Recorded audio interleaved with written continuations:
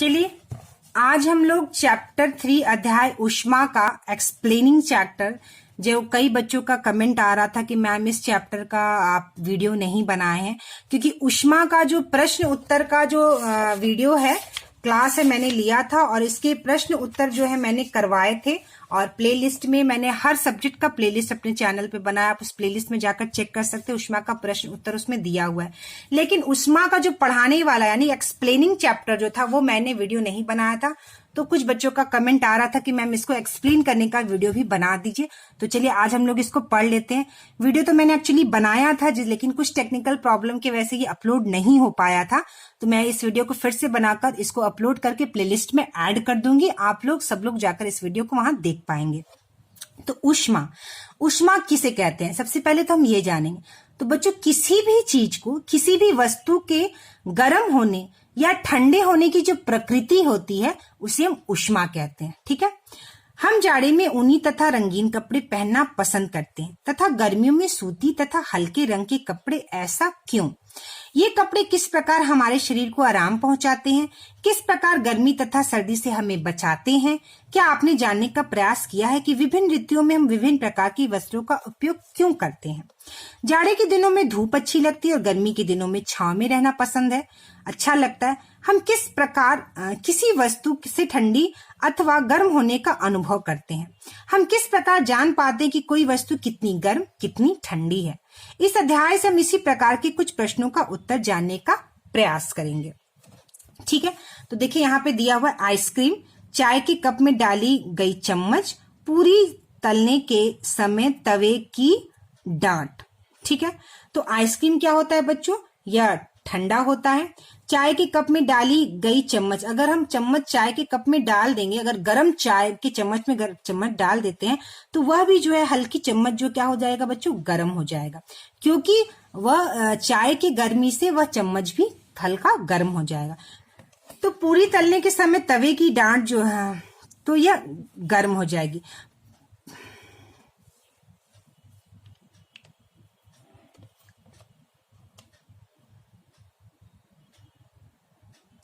पूरी तलने के समय तवे की डांट, तो पूरी जब हम तलेंगे और जिस छलनी से बच्चों हम तलते हैं वह जो है ऊपर अगर हम पकड़ेंगे तो हल्का ठंडा रहेगा जिससे हम तल पाते, लेकिन जब हम उसको डाल देते हैं तो उसका जब आप नीचे का उसको छूने की कोशिश करिएगा तो वह हल्का गर्म ही रहेगा। ठीक है। उपयुक्त तालिका को और लंबी करने का प्रयास कीजिए। इन वस्तुओं को गर्म या ठंडी के रूप में चिन्हित कीजिए। तो बहुत सारी घर में चीजें जो हम बता सकते हैं वो ठंडी है कि गर्म है, कैसे है। चलिए नेक्स्ट आगे हम लोग इसको देखते हैं। आप यह भी जानते हैं कि कुछ वस्तुएं दूसरी वस्तु की अपेक्षा अधिक गर्म होती हैं, जबकि कुछ वस्तुएं दूसरे की अपेक्षा अधिक ठंडी होती हैं। प्राय हम छूकर पता लगाते हैं कि एक वस्तु दूसरी की अपेक्षा अधिक गर्म है जबकि दूसरी से अधिक ठंडी, परंतु क्या हमारे स्पर्श इन विश्वसनीय है? आइए पता लगाएं। तो कह रहा है कि हम कुछ चीजें छूकर पता लगा सकते हैं कि वह गर्म है या ठंडा है। तो कितना विश्वसनीय है, मतलब हम उस पर कितना विश्वास कर सकते हैं। हम 3 बड़े कटोरे ABC कटोरे लेते हैं। A में थोड़ा गर्म गुनगुना पानी, B में सामान्य योग्य पानी पीने लायक और C में आधा गर्म तथा आधा पीने योग्य पानी मिलाकर लीजिए। आप अपने दाहिने हाथ को गर्म पानी में वाले कटोरे A में डालिए तथा बाई हाथ की उंगली को पीने योग्य ठंडे पानी में कटोरे B में डालिए। थोड़ी देर के बाद दोनों हाथों को एक साथ कटोरे C में डालिए। क्या दोनों को ऐसा अनुभव हो रहा है? निश्चित रूप से नहीं। क्या दोनों हाथों को एक सा अनुभव हो रहा है? निश्चित रूप से नहीं। कटोरे C का पानी आपके दाहिने हाथ को ठंडा तथा बाएं हाथ को गर्म लग रही है, अतः कोई वस्तु कितनी गर्म है मात्र छूकर पता नहीं लगा सकते। तो हम ये थोड़ा बहुत अंदाजा लगा सकते हैं बच्चों कि कितना गर्म है कितना ठंडा है, लेकिन पूरी तरह से नहीं लगा सकते कि वह कितना गर्म है और कितनी मात्रा में गर्म है, तो नहीं पता लगा सकते। ताप मापना, तब हम किसी प्रकार पता करें कि कोई वस्तु कितनी गर्म है। किसी वस्तु की गर्मी उष्णता, मतलब उष्णता क्या होता है बच्चों? किसी वस्तु कोई वस्तु कितनी गर्म है उसे क्या कहते हैं? उसकी उष्णता कहते हैं। कि विश्वसनीय माप उसके ताप की जाती है। ठीक है, माप उसके ताप से की जाती है।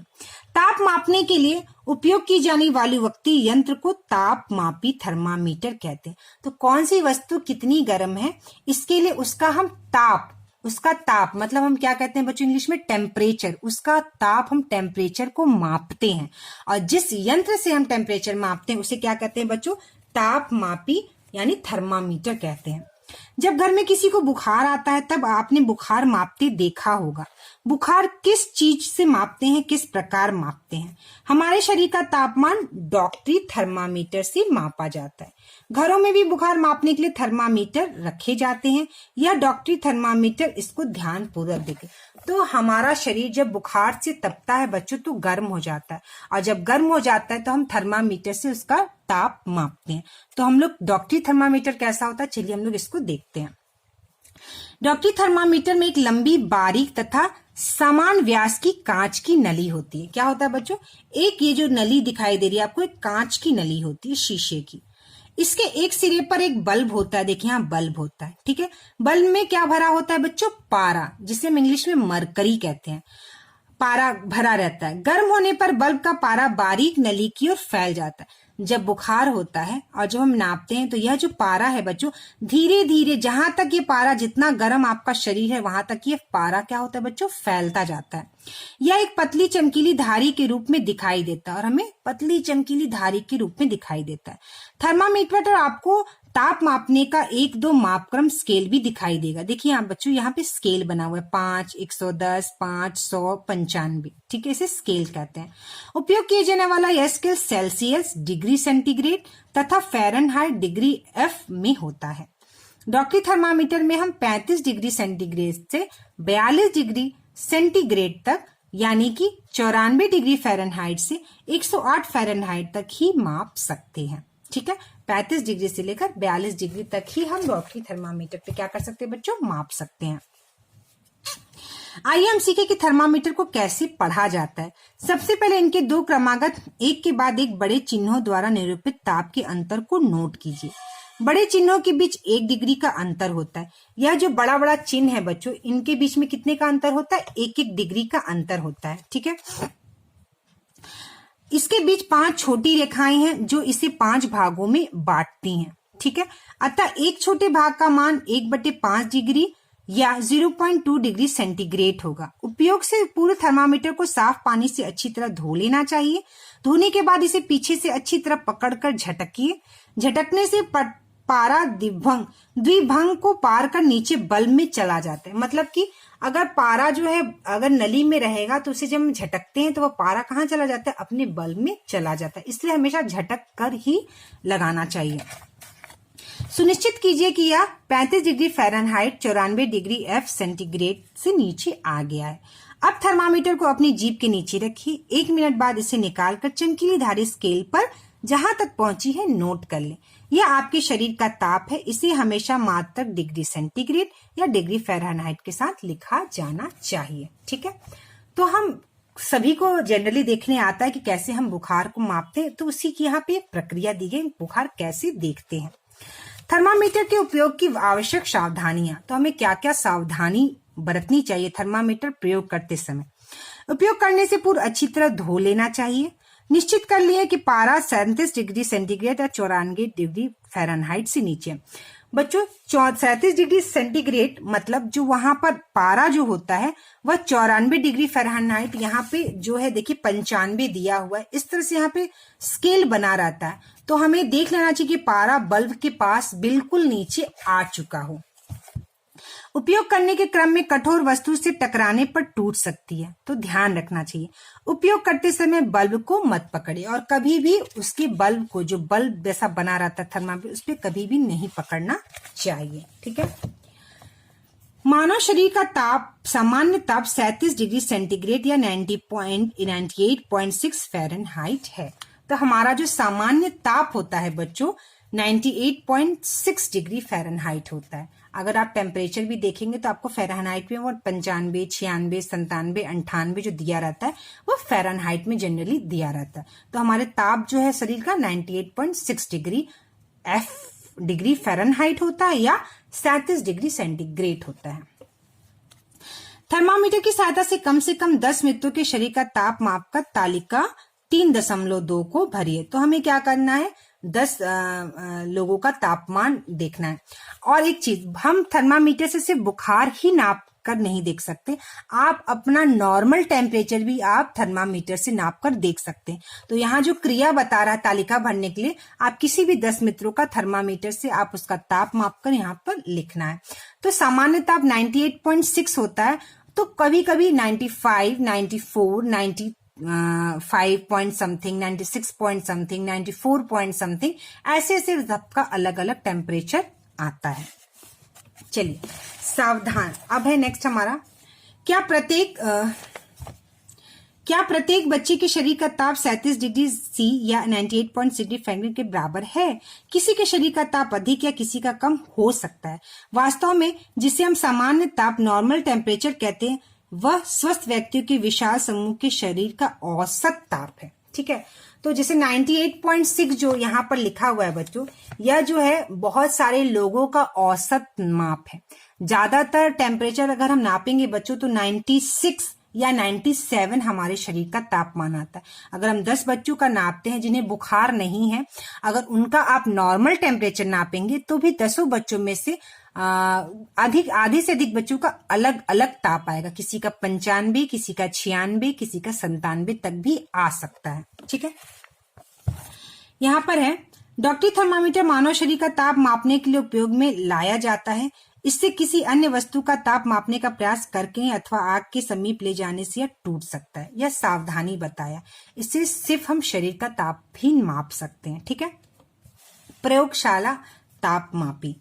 क्या आप जानते हैं कि अन्य वस्तु का ताप हम किस थर्मामीटर से नाप सकते हैं? विभिन्न वस्तु का ताप मापने के लिए विभिन्न प्रकार के थर्मामीटर तापमापी प्रयोग किया जाता है। यानी अगर वस्तुओं का नाप करना हो तो उसके लिए प्रयोगशाला तापमापी होता है। ठीक है, और बहुत सारे अलग अलग प्रकार के प्रयोगशाला तापमापी पाए होते हैं। प्रयोगशाला में ताप मापने के काम में लाए जाने वाले तापमापी को प्रयोगशाला थर्मामीटर या लैब थर्मामीटर कहते हैं। अपने अध्यापक या तापमापी दिखाने को कहिए। इस थर्मामीटर को न्यूनतम माप तथा अधिकतम माप को नोट कीजिए। इस थर्मामीटर का परिसर 10 डिग्री सेंटीग्रेड से 110 डिग्री सेंटीग्रेड होता है। जो डॉक्टरी थर्मामीटर होता है बच्चों, वह 10 डिग्री से शुरू होकर 110 डिग्री सेंटीग्रेड तक होता है। जिस प्रकार आपने डॉक्टरी थर्मामीटर के छोटे भाग का मान ज्ञात किया था, उसी प्रकार इसके भी छोटे भाग का मान ज्ञात कीजिए।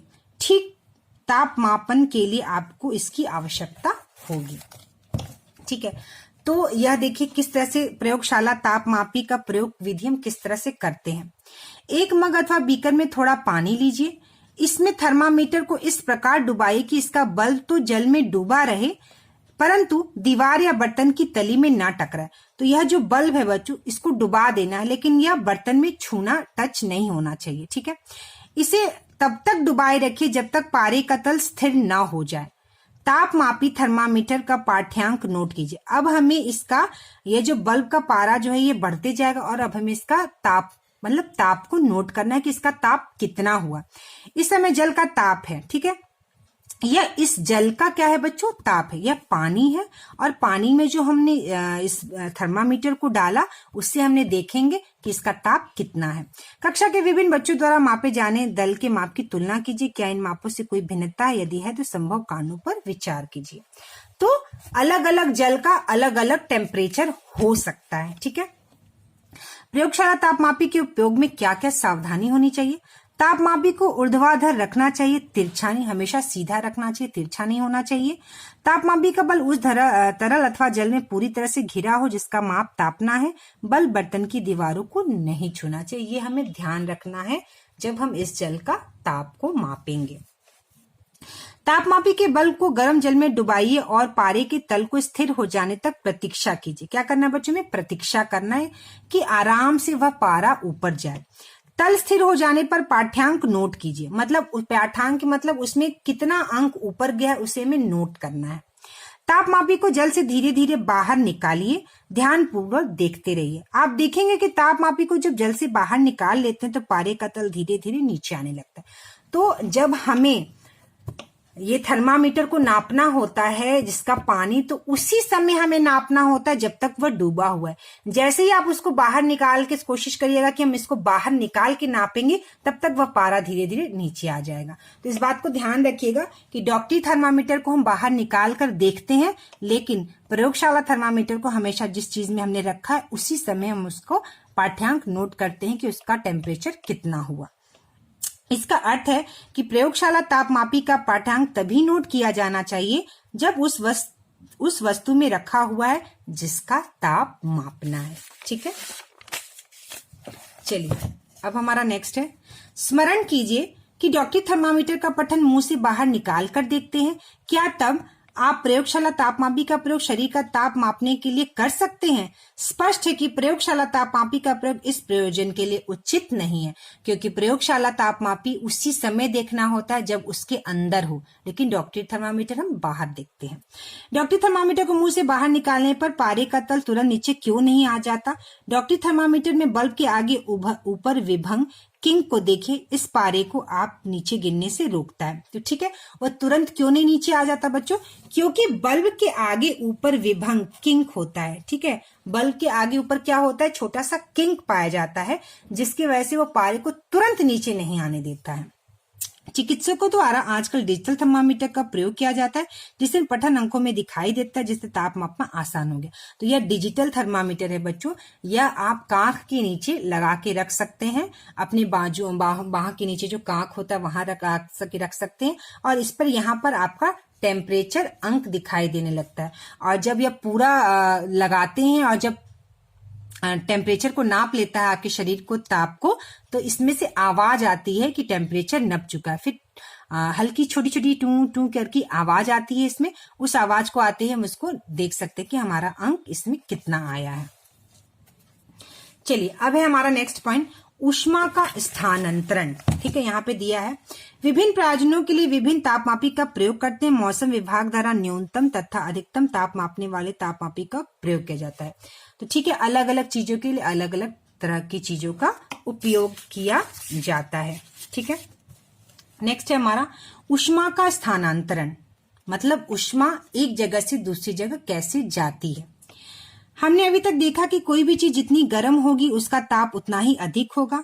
अगर किसी गर्म चीज को किसी ठंड चीज के पास सटाकर रखा जाए, जैसे गर्म दूध से भरे गिलास को ठंडे पानी से भरे कटोरे में रखा जाए, तब क्या होता है बच्चों? क्या होता है, अगर गर्म गिलास का दूध हम ठंडे कटोरे के पानी में डाल देते तो वो पानी भी धीरे धीरे गर्म हो जाती है और दूध ठंडा होने लगता है। इससे ही हम ऊष्मा का स्थानांतरण करते हैं कि गर्म दूध जो था वह अब गर्म पानी हो गया और दूध क्या हुआ? ठंडा हो गया। वह ऊष्मा पानी में चला आया। किसका ऊष्मा? दूध के गर्म। आपने घरों में तवे पर रोटी बनते, कढ़ाई में सब्जी बनते समय बर्तन को जलते चूल्हे के ऊपर गर्म होते देखा होगा। आपने सोचा है कि ये बर्तन किस प्रकार गर्म हो जाते हैं? चूल्हे से हटा देने के कुछ देर बाद ठंडा हो जाते हैं। क्यों? क्या चूल्हे की लौ से ऊष्मा पाकर बर्तन गर्म हो जाता है? पुनः बर्तन से ऊष्मा वायुमंडल तथा परिवेश की ओर कैसे स्थानांतरित हो जाता है? तो जैसे गैस हम जलाते तो गैस का जो ऊष्मा है वह तवे और कढ़ाई को गर्म कर देता है, और जब गैस को बंद करके कढ़ाई या तवे को नीचे रख देते हैं, वह धीरे धीरे वातावरण में उसका ऊष्मा फैलकर वह ठंडा हो जाता है। इससे ही हम बच्चों कहते हैं ऊष्मा का स्थानांतरण, मतलब ऊष्मा एक जगह से दूसरी जगह जाती है। इस प्रकार आप समझ सकते हैं कि दोनों स्थितियों में ऊष्मा गर्म वस्तु से ठंडी वस्तु की तरफ प्रवाहित होती है। तो हमेशा ध्यान रखिए बच्चों, ऊष्मा हमेशा गर्म वस्तु से ठंडी वस्तुओं की ओर प्रवाहित होती है, मतलब जाती है, गर्म से ठंडे की ओर जाती है। वास्तव में ऊष्मा सदैव गर्म वस्तु ठंडी की ओर प्रवाहित होती है। कोई वस्तु अपेक्षाकृत ठंडी है या गर्म, यह हम उस वस्तु के ताप की तुलना से जान सकते हैं। तो कौन कितना गर्म है, ठंडा है, ये हम कैसे जान सकते हैं बच्चों? ताप, उसके ताप की तुलना करके हम जान सकते हैं कौन कितना गर्म है और ठंडा है। अतः कह सकते हैं कि ऊष्मा उच्च ताप वाली वस्तु से निम्न ताप वाली वस्तु में जाती है। तो क्या समान ताप वाली दो वस्तु में ऊष्मा स्थानांतरण नहीं होगी? ऊष्मा का स्थानांतरण किस प्रकार होता है, आइए इसकी खोज करें। ठीक है, तो हमेशा ऊंचे ताप से नीचे ताप में ऊष्मा जाता है।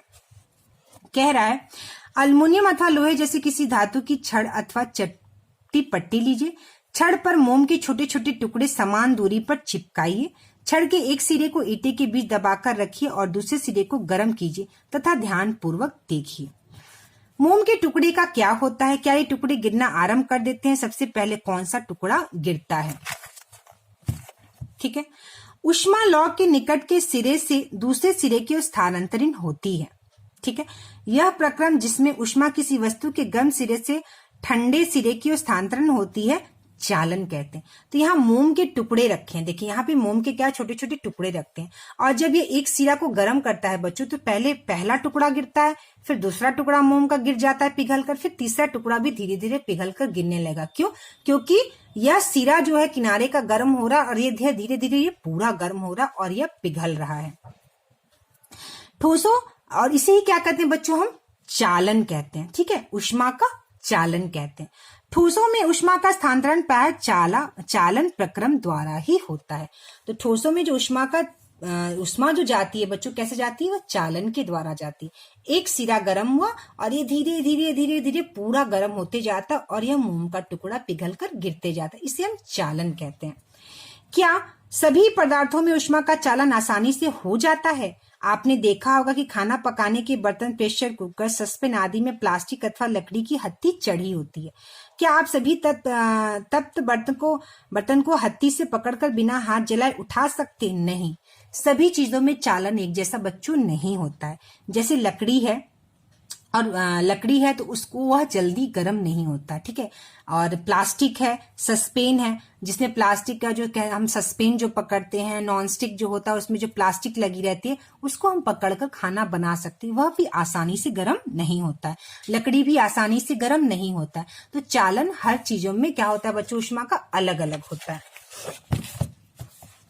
ठीक है, स्केल डिवाइडर, पेंसिल, लोहे की छोटी छड़, एल्युमिनियम का मोटा तार आदि के एक सिरे को गर्म कर पानी में डुबाकर कुछ देर के बाद दूसरे सिरे को छूकर देखिए तथा अपने प्रेक्षणों को निम्न तालिका में भरिए।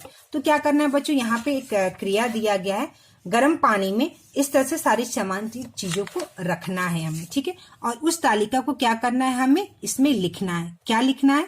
एक सिरे को पानी में डुबोकर कुछ देर के बाद दूसरे सिरे को छूकर देखें तथा अपने प्रेक्षणों को निम्न तालिका में लिखें। यहाँ पर वस्तु का नाम लिखना है।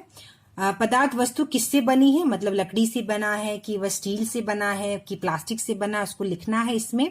क्या दूसरा सिरा गर्म हुआ, और हमें देखना कि क्या दूसरा सिरा गर्म हुआ। तो अब यहाँ पर अगर स्टील रखते हैं तो यहाँ पर अगर वस्तु का नाम चम्मच रखते हैं और यहाँ पे स्टील रखते हैं, तो क्या दूसरा सिरा गर्म हुआ? तो हम यहाँ पे लिख सकते हैं। तो यहाँ पे चम्मच, अगर हम चम्मच रखते हैं और चम्मच किसका बना होता है बच्चों? स्टील का बना होता है। क्या दूसरा सिरा गर्म हुआ? तो यहाँ पर हम लिख सकते हैं हाँ। क्या दूसरा सिरा गर्म हुआ? तो हम यहाँ हाँ लिख सकते हैं। अगर हम कोई लकड़ी की चीज, जैसे मान लो बच्चों पेंसिल लेते हैं और हमने पेंसिल रखा, और अगर हमने पेंसिल किस चीज का बना होता है बच्चों? वुड, लकड़ी का बना होता है। ठीक है, तो क्या दूसरा सिरा गर्म हुआ? तो हम यहाँ लिखेंगे कि दूसरा सिरा बच्चों नहीं गर्म हुआ। ठीक है, अगर हम यहाँ पे लोहा का कोई सामान रखते हैं, लोहे की कोई सामान रखते हैं, जैसे लोहा का अगर कोई हम सामान रखते हैं, जैसे हम मान लो उसमें बड़ा सा कील डाल दें लोहा का, तो क्या दूसरा सिरा गर्म हुआ? तो हम लिखेंगे कि हाँ गर्म हुआ। ठीक है, तो लोहा हो गया, स्टील हो गया, यह गर्म हो जाएगा। लेकिन लकड़ी की अगर कोई चीज उसमें डालेंगे तो वह गर्म नहीं होगा दूसरा सिरा।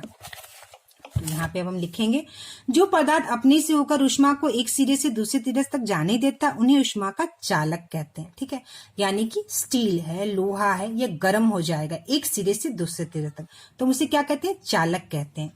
इनके उदाहरण लोहा, तांबा, एल्युमिनियम आदि। ठीक है, ऊष्मा का चालक कहते हैं। जो पदार्थ ऊष्मा को एक सिरे से दूसरे सिरे तक आसानी से होकर नहीं जाने देता उन्हें ऊष्मा का कुचालक कहते हैं, जैसे लकड़ी और प्लास्टिक। ऊष्मा के कुचालक को ऊष्मारोधी भी कहते हैं। तो लकड़ी हो गया, प्लास्टिक है, वो ये आसानी से गर्म नहीं होता है। चलिए अब नेक्स्ट है, जल तथा वायु ऊष्मा के कुचालक हैं, तब इन पदार्थों में ऊष्मा का स्थानांतरण किस प्रकार होता है? आइए इसका पता लगाएं। ठीक है, जल और वायु ऊष्मा के कुचालक है। कह रहा है जल और वायु क्या है? ऊष्मा के कुचालक है। तब इन पदार्थों में ऊष्मा का स्थानांतरण किस प्रकार होता है? एक बीकर अथवा गोल पेंदी वाला फ्लास्क लीजिए, इसको कहते हैं बच्चों फ्लास्क। इसे जल से 2/3 भर दीजिए, इसमें हमें पानी 2/3 भर देना है। इसे इस प्रकार रखने का प्रबंध कीजिए कि नीचे इसकी मोमबत्ती जलाई जा सके। जब फ्लास्क का जल स्थिर हो जाए तो स्ट्रॉ की सहायता से पोटेशियम परमैंगनेट का एक क्रिस्टल रवा फ्लास्क की पेंदी पर रखिए। अब क्रिस्टल को ठीक नीचे मोमबत्ती जलाकर जल को गर्म कीजिए। अपने प्रेक्षणों को नोटबुक पर ले चित्र भी बनाइए। तो यह भी क्रियाकलाप जो है हमें तो ये जो इसमें जो लिखा हुआ है पोटेशियम परमैंगनेट, तो इस क्रियाकलाप को तो हम नहीं कर सकते, यह विद्यालय में ही संभव है। जब हम जल को गर्म करते हैं तो लौ के पास का जल गर्म हो जाता है। ठीक है, तो क्या करते हैं बच्चों, जब हम जल को पानी को जब हम गर्म करते हैं तो लौ के पास जो जल होता है वह गर्म हो जाता है। गर्म जल ऊपर उठता है, इस गर्म जल के आसपास का ठंडा जल इसका स्थान लेने के लिए आ जाता है। फिर यह जल भी गर्म होकर ऊपर उठता है तथा आसपास से जल फिर इसके स्थान पर आ जाता है। यह प्रक्रिया तब तक चलती जब तक फ्लास्क का सारा जल गर्म ना हो जाए। ऊष्मा स्थानांतरण की इस विधि को संवहन कहते हैं। ठीक है, तो पानी जो है बच्चों पहले नीचे का गर्म होता है, जो लौ के पास है। पानी कहाँ का गर्म होता है बच्चों, सबसे पहले नीचे का गर्म होता है, फिर वह गर्म स्थान जो है खाली होकर फिर वहां ठंडा पानी आ जाता है, और धीरे धीरे प्रक्रिया तब तक चलती रहती है जब तक पूरा जल गर्म ना हो जाए, और इस प्रक्रिया को क्या कहते हैं, हम संवहन कहते हैं। वायु में ऊष्मना का स्थानांतरण किस प्रकार होता है, धुआं किस दिशा में जाता है। ठीक है, वायु में किस प्रकार होता है, देखिए इसको पढ़ते हैं। वायु भी जल की तरह सबसे पहले लौ के पास गर्म होकर ऊपर उठती है। वायु भी जल की तरह सबसे पहले लौ के पास गर्म होकर ऊपर उठती है और आसपास की हवा फिर उस स्थान पर आ जाती है, और यह संवहन की प्रक्रिया चलती रहती। अपने विचार की पुष्टि के लिए क्रियाकलाप आप कर सकते हैं। ठीक है, तो वायु भी उसी तरह संवहन की प्रक्रिया करती है जैसे जल करता है। एक मोमबत्ती जलाइए, उसके ऊपर एक शीशे की नली तिरछी लटकाइए जिसका दोनों सिरा खुला हो। अब मोमबत्ती की लौ को नली के लगभग बीच के हिस्से के नीचे रखिए। नली के दोनों सिरे के सामने अपना हाथ रखिए। अनुभव कीजिए कि ऊपर वाली खुले भाग से अधिक गर्म हवा निकलती है, क्यों। ठीक है, तो यह क्रियाकलाप है। वायु में ऊष्मा का संवहन द्वारा स्थानांतरण। ठीक है ये बच्चों, तो वायु में ऊष्मा का तो यहाँ पे क्या कर, नली के दोनों सिरों के सामने अपना हाथ रखिए। अनुभव कीजिए कि ऊपर वाली खुले भाग से अधिक गर्म हवा निकलती है, क्यों। तो कह रहा है कि हम यहाँ एक नली रखे हैं, तो यहाँ दोनों तरफ हाथ रखकर देखना है कि जब हम इसे गर्म कर रहे हैं बच्चों, तो इधर दोनों तरफ से हवा गर्म हवा जो है वह निकल रही है, और क्यों, क्योंकि फिर वो हवा निकल रही है, क्योंकि हवा आसपास उसके अंदर से गुजर के जा रही है। एक मोमबत्ती जलाइए, अपने एक हाथ को लौ के ऊपर, दूसरे हाथ को लौ की बगल में रखिए।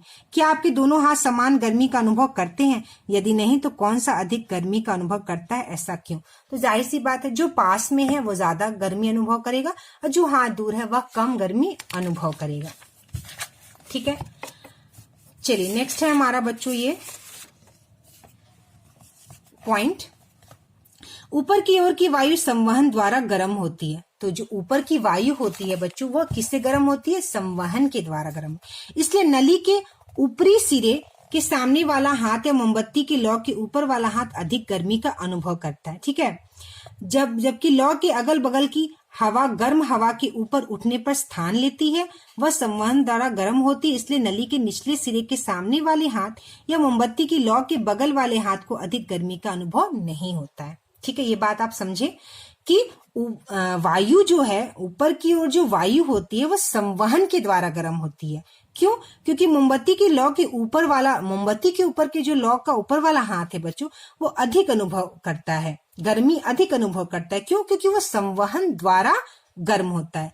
जबकि जो लौ के बगल में जब हम जो हाथ रखे हैं बच्चों, वह हवा गर्म के ऊपर उठने पर स्थान लेती है, और जो हवा वहां की जो गर्म हो जाती है वह ऊपर उठ जाती है और दूसरी हवा वहां स्थान ले लेती है। इससे हमें कम अनुभव होता है गर्मी का।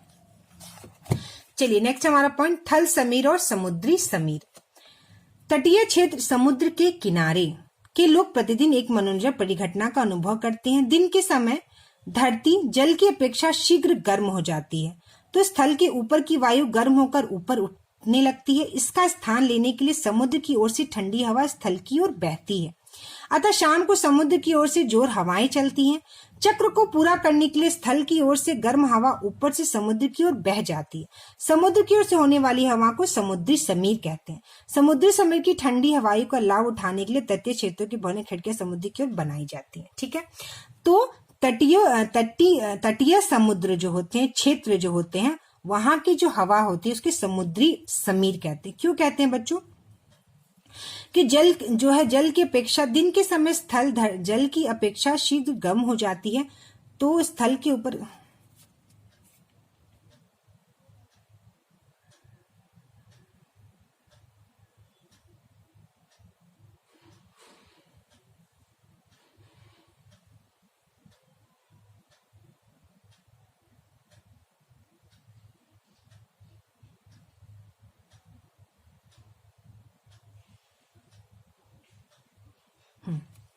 तो देखिए बच्चों, तटीय क्षेत्रों के लोग प्रतिदिन एक मनोरंजक परिघटना का अनुभव करते। क्या होता है बच्चों? दिन के समय में जहां तटीय क्षेत्र होते हैं वहां दिन के समय में क्या होता है कि जो स्थल होता है यानी जो धरती होती है बच्चों, वह जल्दी गर्म हो जाता है। मतलब पानी की अपेक्षा धरती क्या हो जाता है बच्चों? वो जल्दी गर्म हो जाता है, शीघ्र गर्म हो जाता है। और गर्म होने से वहां की जो वायु है बच्चों, यहाँ का जो हवा है वो गर्म होकर ऊपर उठने लगता है। क्या करने लगता है बच्चों? वहां का जमीन गर्म हो जाता है, जमीन गर्म होने से वहां का हवा गर्म होकर क्या होने लगता है? ऊपर उठने लगता है। और ऊपर उठने के कारण क्या होता है कि वहां जो स्थान खाली होता है, मतलब जब वो हवा ऊपर उठ गई तो वहां का जगह का स्थान क्या हो जाता है बच्चों? वो हवा का खाली हो जाता है। और जब हवा का जगह वहां का खाली हो जाता है तो इसका स्थान लेने के लिए समुद्र की ओर से ठंडी हवा जो आती है बच्चों, वह उसका स्थान ले लेती है। ठीक है, और वह वहां बहने लगती है, इसलिए वहां पे ठंडा महसूस किया जाता है। अब देखिए रात्रि में अब कह रहा है समीर की ठंडी वायु का लाभ उठाने के लिए तटीय क्षेत्रों के भवनों खिड़की समुद्र की ओर बनाई जाती, इसीलिए बनाई जाती।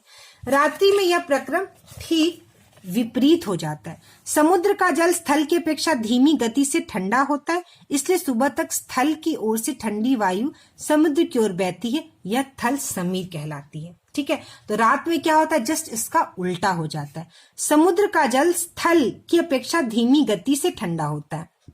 तो समुद्र का जल जो है बच्चों, वह जो धरती है उसकी अपेक्षा क्या करता है बच्चों? धीमी गति से ठंडा होता है, इसलिए सुबह तक जो स्थल है धरती है की ओर से ठंडी वायु समुद्र की ओर बहती है और इसे हम थल समीर कहलाती है। इन दोनों प्रकार की समीर का कारण संवहन ही है। ठीक है, संवहन के पढ़ने के लिए ही यह बताया गया है इस कहानी। हम जाड़े के दिनों में धूप में बैठना पसंद करते हैं, क्यों? सूर्य से हमें तब उष्णता किस प्रकार पहुंचती है? यह चालन अथवा संवहन द्वारा नहीं होता, क्योंकि इन दोनों प्रक्रमों से ऊष्मा प्राप्त करने के लिए माध्यम की आवश्यकता होती है। क्या सूर्य और पृथ्वी के बीच कोई माध्यम है? अधिकांश भाग निर्वात है, वायु ऊष्मा रोधी है। ठीक है, अतः सूर्य से पृथ्वी तक ऊष्मा आने का एक अन्य प्रक्रम विकिरण है। ठीक है, तो यह संवहन या चालन के कारण जो सूर्य धरती पर नहीं आता है, इसका जो आने का प्रक्रिया है वो क्या है बच्चों? विकिरण है।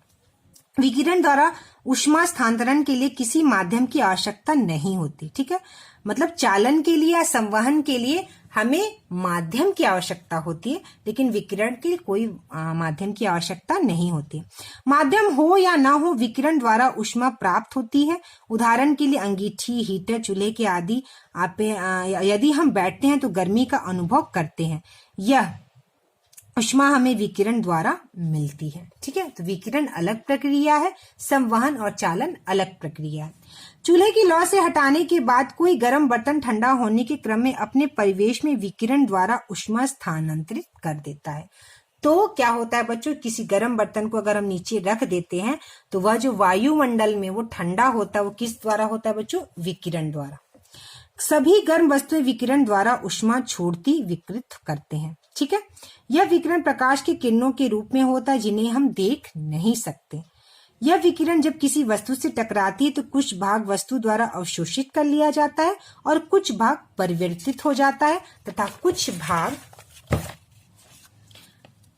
पार हो जाता है। ठीक है, जो विकिरण होता है उससे क्या होता है? कुछ पार हो जाता है, कुछ अवशोषित हो जाता है, कुछ रह जाता है। खिड़की में लगा कांच इसका उदाहरण है। किसी कांच लगी खिड़की के पास अपना हाथ रखिए, उसमें जिससे होकर धूप अंदर आती है। क्या आप गर्मी का अनुभव करते हैं? यह ऊष्मा कांच को पार कर आपके हाथों को गर्मी दे रही है। ऊष्मा के अवशोषण के कारण वस्तु का ताप बढ़ जाता है। विकिरित ऊष्मा के अवशोषण के लिए आवश्यक है कि अवशोषित करने वाली वस्तु निम्न ताप पर हो। तो जब विकिरण होता है अगर किसी शीशे से, तो वह शीशा भी गर्म होता है और हमारा हाथ भी अगर हम उस पर रखते तो वह गर्म हो जाता है। सर्दियों तथा गर्मियों में हमारे पहनने की वस्त्र। आप जानते हैं कि हम गर्मियों में सूती और हल्के रंगों की वस्त्र पहनना पसंद करते हैं और जाड़ों में ऊनी तथा गहरे रंग के वस्त्र। आइए इसका पता लगाएं। ठीक है, तो आइए इसका हम पता लगाते हैं। तो यहाँ पे एक क्रियाकलाप दिया गया है। टिन के एक जैसे 2 डिब्बे लीजिए। इनमें से एक के बाहरी पृष्ठ को काले रंग से तथा दूसरे डिब्बे को उजले रंग से रंग दीजिए। दोनों डिब्बों में समान मात्रा में जल भरकर दोपहर के समय 1 घंटे तक धूप में रखिए। दोनों डिब्बे से भरे जल का आप ताप मापिए। क्या आप दोनों डिब्बे के जल के ताप को कुछ अंतर पाते हैं? किस डिब्बे का जल अधिक गर्म है? जल को छूकर भी आप इसका अनुभव कर सकते हैं। तो बच्चों, जो काला रंग का जो डब्बा है उसका पानी जो है ज्यादा गर्म होगा, उजली रंग के डब्बे का पानी कम गर्म होगा। ठीक है, पूरे के क्रियाकलाप के उपयोग में लाए डब्बे को खाली कीजिए। पुनः दोनों में समान मात्रा में समान ताप का जल भरिए। दोनों डिब्बों को छाया में के घर के अंदर 10 से 15 मिनट तक ठंडा होने दीजिए और दोनों का ताप मापिए। छूकर नंबर दोनों का जल समान रूप से ठंडा हुआ है नहीं, क्यों? ठीक है, इन क्रियाकलापों से आप यह निष्कर्ष निकाल सकते हैं कि गर्मियों में सफेद या हल्के रंग के वस्त्र अधिक आरामदेह क्यों प्रतीत होते हैं। गहरे रंग के पृष्ठ अपेक्षाकृत अधिक ऊष्मा अवशोषित करते हैं। तो गहरा रंग जो है बच्चों अधिक ऊष्मा यानी अधिक ऊष्मा अवशोषित करता है, मतलब उसे ग्रहण करता है। इसलिए सर्दियों में गहरे रंग के वस्त्र पहनना हमें सुखद लगता है, क्योंकि सर्दी में हमें गर्माहट चाहिए शरीर को, और जो गाढ़ा रंग है वो ज्यादा ऊष्मा ग्रहण करता है। सफेद तथा हल्के रंग के वस्त्र अधिकांश ऊष्मीय विकिरण को परिवर्तित कर देते हैं। ठीक है, मतलब परावर्तित कर देते हैं, मतलब बहुत सारी किरणें वहां से आकर जो सफेद रंग से वह लौट जाती हैं। इसलिए गर्मियों में सफेद तथा हल्के रंग के वस्त्र हमें आरामदेह होते हैं। हल्के रंग के वस्त्र पे जब सूर्य का प्रकाश पड़ता है या रोशनी पड़ता है तो बहुत सारी किरणें जो है बच्चों सफेद रंग से टकराकर लौट जाती हैं और काले रंग में पूरा ग्रहण कर लेती हैं। ठीक है, सर्दियों में ऊनी वस्त्र हमें उष्ण यानी गर्मी ऊष्मा रखते हैं। सर्दियों में हम ऊनी वस्त्र पहनते हैं। ऊन ऊष्मारोधी है। इसके अतिरिक्त ऊन के रेशों के बीच वायु रहती है जो हमारे शरीर से उष्मा को परिवेश में विकृत होने से बचाती है, रोकती है। अतः हमें उष्णता का अनुभव होता है। अधिक सर्दी से हम एक मोटे कंबल की जगह 2 अपेक्षाकृत पतले कंबलों को एक के ऊपर दूसरे को डालकर ओढ़ना पसंद करते हैं, क्योंकि दोनों कंबलों के बीच वायु की परत होती है। ठीक है, तो 2 कंबलों के बीच अगर हम 2 कंबल ओढ़ते हैं तो 2 कंबलों के बीच वायु की परत होती है, जिससे क्या होता है कि हाँ उष्मा का जो है हमको वो ज्यादा उष्णता का अनुभव होता है। ठीक है, हमें वो ज्यादा गर्म रहता है। ठीक है, तो हमारा ये उष्मा का जो चैप्टर है ये हमने पढ़ लिया। इसका प्रश्न उत्तर का वीडियो मैंने डाला है और मैंने इसको पूरा एक्सप्लेन कर दिया है चैप्टर को। बहुत बच्चों का कमेंट आ रहा था, इसलिए मैंने इसका वीडियो बनाकर डाला है।